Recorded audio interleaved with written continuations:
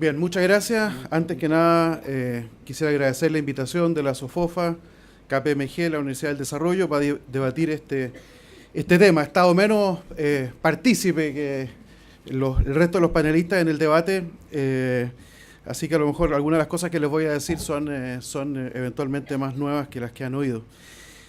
Quisiera partir con que estamos discutiendo esta reforma tributaria en un contexto bastante particular y que creo que tenemos que meter dentro de la ecuación, porque si no vamos a hacerlo mal, creo. Y eso tiene que ver con una importante desaceleración de la actividad económica, de la inversión y del crecimiento, que creo que debe llamar la atención y animarnos a actuar rápido. Como decía Juan Andrés hace un minuto, hay varias causas para esto. Creo que políticamente se ha tratado de decir que esto es exclusivamente causa de la discusión tributaria. Yo creo que eso es equivocado. Hay bastantes otros elementos que están en juego. Ahí menciono tres. Por lo tanto, para juzgar la situación actual, creo que es importante reconocer que estamos en una situación más compleja macroeconómicamente hablando que solo el resultado de la ecuación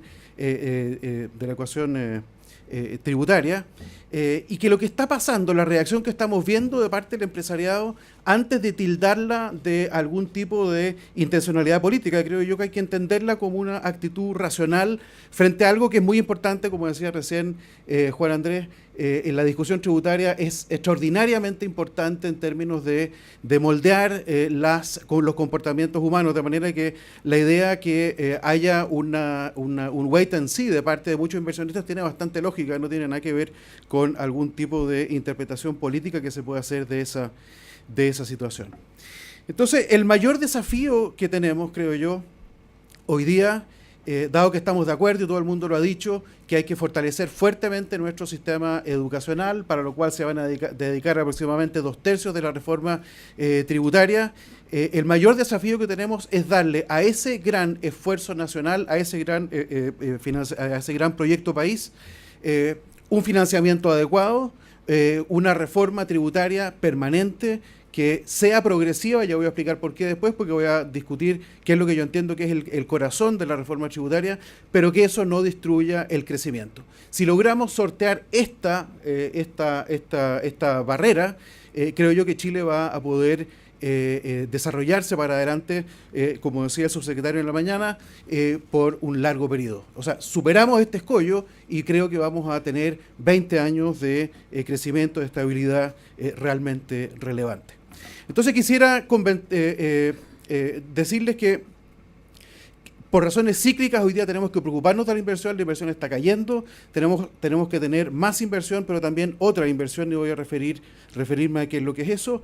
Voy a enseguida discutir cuál creo yo que es el corazón de la reforma tributaria, porque esto es lo que fija un poco los límites de lo que puede cambiarse y lo que no se puede cambiar. Y hasta hace muy poco tiempo atrás, en la discusión, muchos, en particular economistas de oposición, estaban desconociendo cuál era el corazón de la reforma y que al desconocer el corazón de la reforma estaban haciendo opciones que la verdad es que no tenían demasiado destino. Hoy día creo yo que esas posiciones, precisamente por la discusión que hemos tenido en el Senado, eso ya se entendió, que el corazón de la reforma es bastante claro y que por lo tanto cualquier modificación a la estructura de la reforma tributaria tiene que enmarcarse dentro de ese corazón. Y dentro de la estructura de la reforma tributaria voy a hablar de los incentivos a la inversión y al ahorro, y algo sobre esta discusión sobre el sistema integrado o no. Bien, el contexto macro evidentemente importa, estamos en desaceleración y la discusión tributaria es relevante porque los impuestos tienen una gigantesca capacidad para distorsionar comportamientos. Y eso tiene que ver con el hecho de que son impuestos, nadie quiere pagar estos tributos, sino que son impuestos y por lo tanto naturalmente inducen en todo tipo de personas un cambio de comportamiento relevantes. Por ejemplo, Japón acaba de hacer un incremento en el impuesto a la venta en Japón del 5 al 8%, un 3% de incremento. Y parte de las buenas cifras de crecimiento de Japón de los últimos 18 meses tiene que ver simplemente con que los japoneses estaban adelantando consumo para evitar pagar este impuesto. Y fíjense que era un incremento del 5 al 8% y eso generó un boom en la economía japonesa. De manera que tenemos que tener cuidado, los impuestos generan respuesta de parte de las personas. En este caso, en el caso japonés fue una alza de impuestos expansiva. En el caso chileno, dado que es un incremento de impuestos a las empresas, es natural, creo yo, que haya una respuesta por parte de las empresas, esperar a ver cómo se resuelve esto, pero eso tiene efectos macro que son indeseables, que son de contracción. ¿Cuáles son los tres problemas que tenemos con la inversión? Lo primero, tenemos un problema hoy día con el nivel de la inversión, el nivel global de la inversión está cayendo y la razón es bastante simple. Buena parte de las decisiones de inversión de las empresas son irreversibles. Una vez que uno echó a andar una máquina, una vez que uno construyó un galpón o construyó una fábrica, eso se va a quedar ahí por mucho tiempo, de manera que tiene bastante lógica cuando se está discutiendo una reforma tributaria de esta envergadura, esperar y ver. Esto es perfectamente racional, no tiene nada de político, es perfectamente entendible. ¿Cuál es el problema? Es que mientras más inversionistas esperen para ver, más desacelera la inversión, más se desacelera la actividad económica y podemos quedarnos entrampados en un ciclo de bajo crecimiento simplemente porque las expectativas se nos vienen abajo. Es un tema que tenemos que manejar. Un segundo problema que tenemos con la inversión tiene que ver con la composición sectorial y esto afecta al crecimiento a largo plazo del país. Si uno mira el tipo de cambio en el último año, hemos pasado un tipo de cambio que se ha apreciado en términos reales una cantidad significativa. Esto lo que debiera estar induciendo en la economía es una reasignación de recursos y de la inversión, por lo tanto, hacia el sector transable de la economía, exportadores y sustituidores de exportaciones, y eso no está ocurriendo. Y eso es un problema porque estas reasignaciones de recursos en la economía son relevantes. Chile tiene un gran potencial en el sector transable de la economía y por lo tanto, si no se produce esta reasignación de recursos, creo que estamos de alguna forma comprometiendo el crecimiento de los próximos años. Pero insisto, esto tiene que ver básicamente con un problema de incertidumbre que tiene que ser zanjado en el corto plazo. Y la tercera cosa que tiene que ver con la inversión es la siguiente, que ante los impuestos las empresas reaccionan.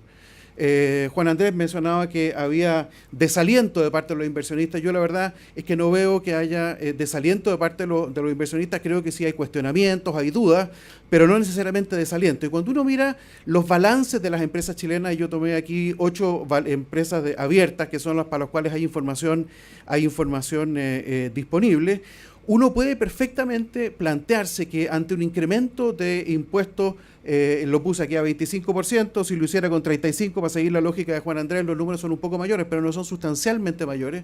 Lo que vemos es que muchas empresas tienen hoy día capacidad de generar mejoras de su propia productividad, de su propia eficiencia, para que producto de ellos, reducción de costos, digamos, acomoden este incremento en los impuestos y queden básicamente en la misma isocuanta o en la misma generación de margen antes de impuestos. Estamos hablando de números que, por ejemplo, van del orden del 3,5% en el caso de Endesa. Acá tenemos exfuncionarios de Endesa que nos podrían decirse que esto se ajusta a la realidad o no, pero es lo que dan los balances. Con un 3,5% de reducción, de mejora en la eficiencia de Endesa, esa compañía podría recuperar el margen que se pierde por el incremento de impuestos. La pregunta es por qué lo harían a raíz de un incremento de impuestos y no lo hacen desde un principio, y hay buenas razones que las podemos discutir después de eso. Entonces el problema con la inversión que tenemos es que tenemos que contener expectativas. Esto yo creo que es bien relevante para que las empresas retomen su nivel de inversión. Chile tiene una economía con fundamentos sólidos en lo macro a nivel de sus empresas. Hay algunas que pueden estar un poco más endeudadas que otras, pero en general es absolutamente manejable y por lo tanto tenemos que mirar el proceso de inversión, yo diría, con el buen ojo de que el país está haciendo, como decía el subsecretario, está teniendo el debate que corresponde que tenga para este nivel de desarrollo. Eso yo creo el mensaje que dio la directora ejecutiva del Fondo Monetario Internacional y el secretario general de la OCDE. Este es un buen debate para Chile y tenemos que zanjarlo bien porque de acá depende nuestro futuro. Y las empresas, creo yo, tienen que apostar por Chile y es necesario darle a este proceso a este proceso de cambio un sentido país, de un sentido país en el sentido de que todos somos parte de lo que estamos haciendo. Déjenme decirles cuál creo yo que es el corazón de la reforma. Hay algunas personas que dicen el corazón de la reforma es la recaudación, el 3% del producto, y evidentemente eso es parte del corazón. No podría ser de otra forma porque el objetivo es utilizar esos recursos para financiar educación pública. Pero si esa fuera todo el corazón, entonces sería bastante más fácil hacer otras cosas, subir el IVA. Juan Andrés Fontaine decía que el problema no es el impuesto a las empresas, que es el impuesto a las personas. Eso sería más difícil de implementar, pero alguien podría decir, subamos el IVA, es muy trivial, no habría la incertidumbre que estamos viendo hoy día, nos afectaría la inversión de esta forma, pero es bastante evidente que no corresponde subir el IVA, en parte porque ya recaudamos, como lo mostraban las cifras de Juan Andrés, una gran cantidad de recursos por la vía de estos impuestos, pero además claramente no hay ningún espacio político para avanzar en esa dirección. Esto quiere decir que el corazón de la reforma tiene otro componente, es la forma como se recauda. Y la forma como se recauda tiene que ser progresiva. Es decir, los ricos tienen que pagar más que la clase media y la clase media más que los pobres. Eso es lo que es parte del corazón de la reforma tributaria, y creo yo que esto fija el margen de lo que se puede hacer y de lo que no se puede hacer. Ahora, ¿qué implicancias tiene el corazón de la reforma? Tiene una que yo creo que es bien importante, es que entre los aspectos más regresivos del sistema tributario actual está el FUT, y por lo tanto, desde la perspectiva del corazón de la reforma, su término me parece que es perfectamente razonable. Esto no quiere decir, y voy a defender enseguida, que no se requieran incentivos tributarios al ahorro corporativo. El punto es que no se requiere este tipo de incentivo tributario para el ahorro corporativo. Necesitamos incentivos mucho más focalizados y no indiscriminados así al voleo como es el FUT hoy día. Este gráfico muestra la forma de financiamiento según tamaño de empresa que se deriva de la encuesta longitudinal de empresas. Y fíjense qué interesante que las empresas micro, pequeña, mediana y grande, la barra azul es cómo financian su forma de financiamiento con fondos propios, y es creciente según el tamaño de empresa. Las empresas más grandes se financian más con recursos propios que las empresas más pequeñas, y es monotónico esto. La micro, la mediana, la pequeña, la mediana y la grande. Y por el contrario, el acceso al financiamiento bancario va exactamente en el sentido opuesto. Las empresas microempresas dependen más del financiamiento bancario que las pequeñas, y ellas menos que las grandes, y que las medianas, y ellas menos a su vez que las grandes. Esto es exactamente lo contrario que debiéramos tener, y esto tiene que ver con el FUT. Las restricciones de financiamiento en general las sufren más las pequeñas, las microempresas, más que las pequeñas y más que las medianas. De manera que al depender del crédito bancario crecientemente hacia empresas más chicas, es probable que hoy día estemos desperdiciando inversión, capacidad empresarial de crecimiento en empresas más pequeñas, y eso tiene que ver con el FUT. Ahora, el FUT ha sido criticado porque es un instrumento de elusión tributaria, que lo es. Y evidentemente, si ese fuera todo el problema, entonces la cuestión sería relativamente simple, porque lo que habría que hacer es básicamente supervisar mejor, cerrar algunos loopholes y sancionar a quienes abusen. Sin embargo, lo que muestra el gráfico anterior es que hay un problema adicional, que es un subsidio totalmente desfocalizado. Hay que recordar que el FUT es un diferimiento indefinido de impuestos, y por lo tanto uno lo puede considerar un subsidio, pero es un subsidio desfocalizado porque está siendo utilizado más intensivamente por las empresas más grandes y mucho menos por las empresas más chicas, que son las que en realidad lo requieren. Esto sugiere que no estamos en presencia de algo que requiera más supervisión, estamos en presencia de algo que requiere un diseño distinto. Ahora, ¿por qué incentivar el ahorro en la propia empresa? ¿Por qué cada uno de ustedes, los que son empresarios que están acá, por qué necesitan ustedes un incentivo para financiar el ahorro de su propia empresa? Uno podría encontrar algunos argumentos. Uno podría decir, hay una externalidad. A lo mejor, de alguna forma, las empresas no logran ver el efecto socialmente deseable de su propia inversión. Claro, cada uno ve solo su propia inversión, pero no ve que colectivamente estamos todos mejor si es que lo hacemos en conjunto. Y uno puede pensar que hay a lo mejor algunos empresarios que no logran percibir eso. Mientras más grande la empresa, más débil es ese argumento. Pero como el FUT es horizontal, no distingue entre empresas y entre sectores, esto equivale a decir a que todas las empresas y que todos los empresarios tienen algún grado de miopía sobre sus propias acciones. Y eso la verdad que me parece que es un supuesto excesivo. Así que este argumento en términos del FUT creo que se cae. Otro argumento que uno puede utilizar para subsidiar de alguna forma el ahorro empresarial tiene que ver con que hay problemas de coordinación. Entonces a lo mejor sería útil que se desarrollen algunas actividades económicas, pero eso requiere la presencia de proveedores o requiere la presencia de algún tipo de insumo relevante que no está espontáneamente disponible y por lo tanto uno podría poner un incentivo para que se desarrolle esa actividad. Pero nuevamente volvemos a lo mismo. El FUT incentiva indiscriminadamente el ahorro independiente del sector y por lo tanto independiente de los problemas de coordinación que hayan. No parece ser un buen argumento para mantener este esquema. Lo tercero es que hay restricciones de liquidez. A lo mejor hay empresas que tienen restricciones de liquidez y esas restricciones de liquidez podrían justificar, ¿no es cierto?, subsidiar el uso de los recursos propios, de los fondos propios para financiar la inversión. Pero lo que acabamos de ver es que eso es precisamente lo que ocurre en el sentido estrictamente opuesto. Quienes más están utilizando, los que tienen más restricciones de liquidez son los que menos usan el FUT. De manera que claramente ahí hay un problema. Y la última alternativa que uno podría decir, ¿por qué vamos a financiar o por qué vamos a subsidiar el ahorro corporativo? Tiene que ver simplemente con que hay competencia tributaria internacional. Y a lo mejor estamos en un grado de competencia con Perú, con Colombia, en algunos sectores, que podría ser, por ejemplo, el caso del sector minero, esto podría ser. Y la única observación que uno haría acá es que hay otros condicionantes de las decisiones de inversión que no tienen que ver tanto con este incentivo, que tienen que ver con estabilidad jurídica, corrupción, capital humano, con ventajas naturales o el tamaño del mercado doméstico para sectores no transables. Entonces, las lógicas para incentivar el ahorro corporativo básicamente hay que entenderlas o como parte de una política industrial o para atraer capital extranjero por alguna razón particular o para facilitar el financiamiento con recursos propios. Y el FUT no cabe dentro de esta lógica. Ahora, el gobierno decidió optar por un sistema integrado que tiene una virtud teórica, que es la justicia horizontal. Es más teórica que práctica, y en la práctica yo creo que esto no se da, pero teóricamente sí. Y el punto es que todas las opciones puestas sobre la mesa, incluyendo la reforma misma, evidentemente, tienen costos de implementación importantes. Acá nadie tiene alternativas, creo que ni siquiera la de Juan Andrés, que yo no la había visto, pero me parece que incluso esa tampoco uno puede decir que no tenga costos de implementación relevantes. Cambiar de sistema no es barato, ninguna opción es diametralmente superior a las otras en todas sus dimensiones.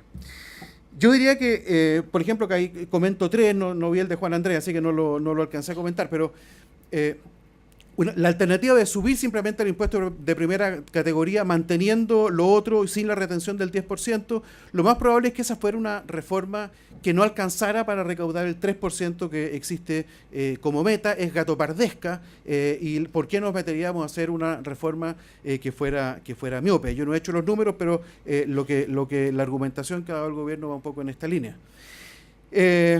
Una segunda cosa que me parece relevante de destacar es los costos de transacción. Cuando uno pasa de un sistema a otro, hay costos de transacción relevantes y tenemos que considerarlo a la hora de tomar decisiones en materia de cuál va a ser el sistema hacia el cual vamos a avanzar.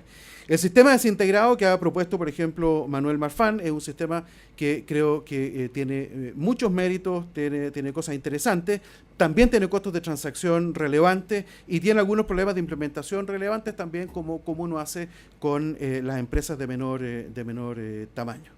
Entonces, un criterio posible, yo lo nombraría, y aquí termino, desarrollismo o evolucionismo. ¿En qué sentido? Que el sistema tributario tiene que ser útil para distintas empresas durante su trayectoria de crecimiento. O sea, hay empresas que inherentemente son de naturaleza distinta. Es muy distinta un pequeño artesano a una empresa grande y consolidada como, no sé, se me ocurre alguna, el grupo Pathfinder, por decir algo.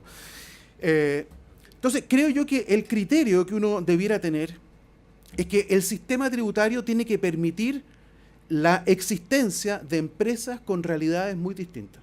No puede ser el sistema tributario la camisa de fuerza que impida que una empresa crezca o que una empresa se desarrolle o que le imponga a esa empresa niveles de